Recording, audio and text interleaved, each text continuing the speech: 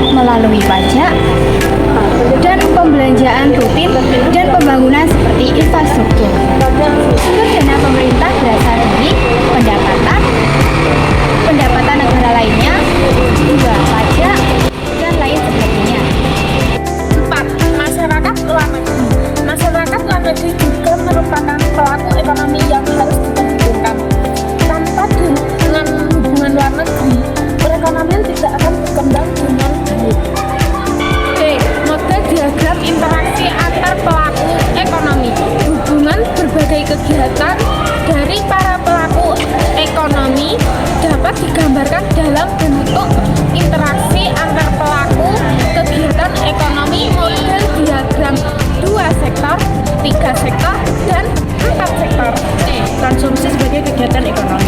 Dalam pengertian ilmu ekonomi, konsumsi adalah suatu kegiatan yang bertujuan untuk mengurangi atau menghabiskan pada suatu benda atau barang dan jasa dalam rangka pemenuhan kebutuhan. Selain untuk tujuan konsumsi atau menghabiskan kegunaannya, suatu benda juga dipergunakan sebagai benda produksi. B. Ciri-ciri benda konsumsi antara lain 1. Benda yang dikonsumsi adalah benda ekonomi atau benda yang memperolehnya memerlukan pengorbanan.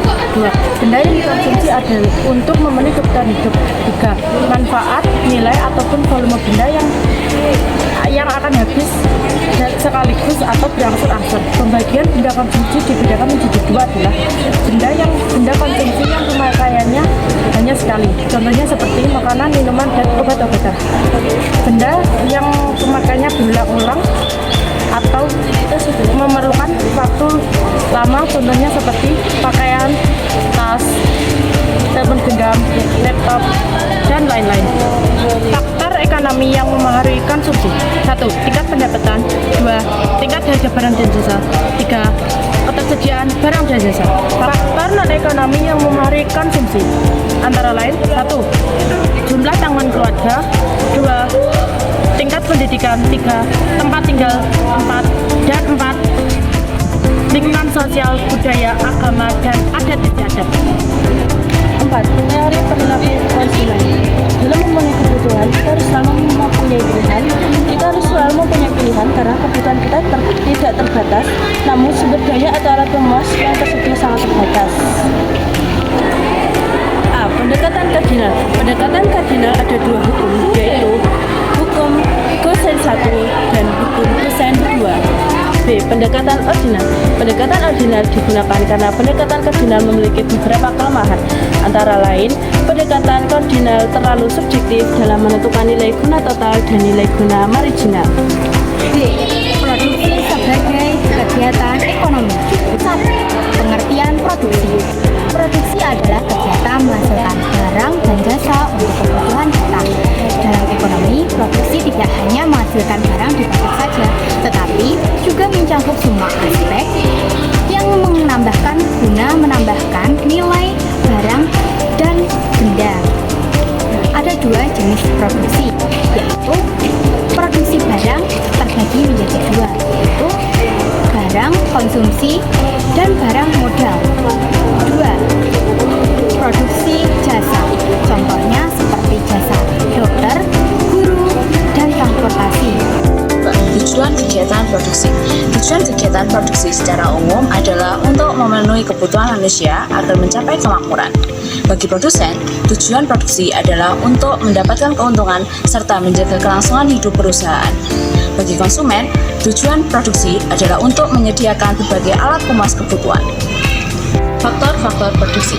Faktor-faktor produksi adalah segala sesuatu yang dibutuhkan untuk proses produksi barang atau jasa.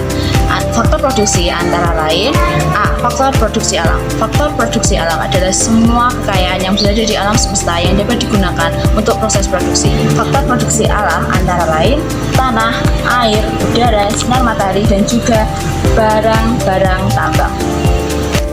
2. Faktor produksi tenaga kerja.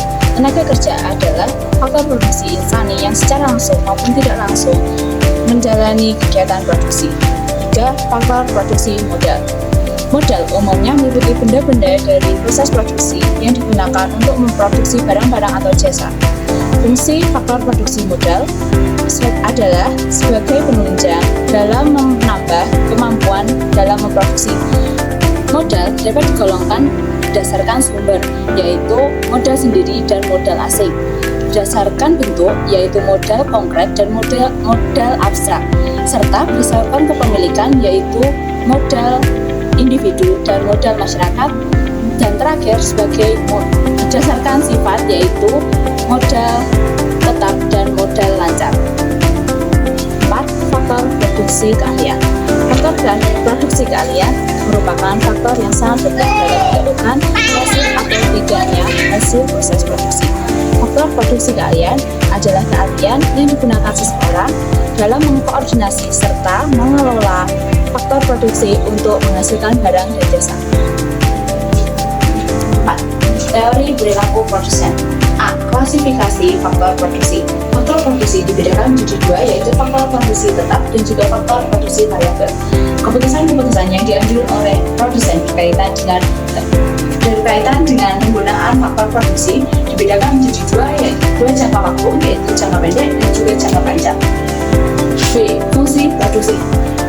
Fungsi produksi menunjukkan hubungan antara input dan output yang dapat dihasilkan dalam kombinasi input tersebut. Secara sederhana, fungsi produksi dapat diibaratkan sebagai suatu resep makanan. C. Faktor produksi dengan dua faktor produksi variabel. Konsep fungsi produksi jangka panjang dengan menggunakan dua faktor produksi sering digambarkan dengan kurva yang disebut dengan kurva isokuan, yang berasal dari kata iso yang berarti sama dan kuan yang berarti kuantitas. Perluasan produksi. Penambahan hasil produksi dapat dilakukan dengan menambah faktor produksi atau meningkatkan produktivitas faktor produksi yang ada dengan sarana yang ada, serta memperhatikan hal-hal berikut, yaitu keterbatasan faktor produksi serta besar kecilnya pengaruh penambahan input terhadap output. E. Produk total, produk marginal, dan produk rata-rata.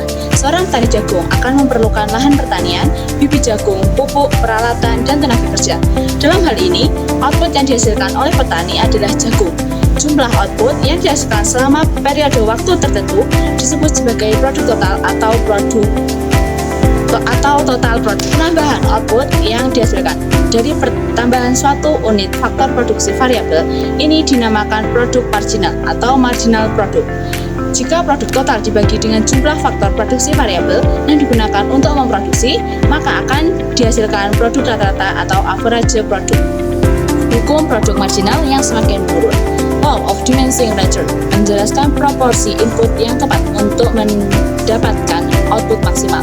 Teori ini menggambarkan bahwa ketika input yang kita miliki melebihi kapasitas produksi dari input, maka return atau pendapatan kita akan semakin menurun. Perubahan persentase output lebih besar dari perubahan persentase kenaikan input disebut increasing returns to scale. Sementara itu, perubahan presentasi output lebih kecil dari perubahan presentasi kenaikan input dibanding disebut decreasing returns to scale. Demikian presentasi dari kelompok kami. Kami izin mengundurkan diri. Semoga bermanfaat untuk teman-teman dan semoga bisa untuk menambah ilmu teman-teman ya. Ikan hiu melayang-layang. Presentasinya sudah sayang. Sarapan pagi diiringi sama jus, diiringi sama musik yang halus. Untuk guru yang memiliki hati tulus, semoga jangan lupa beri nilai kami 100.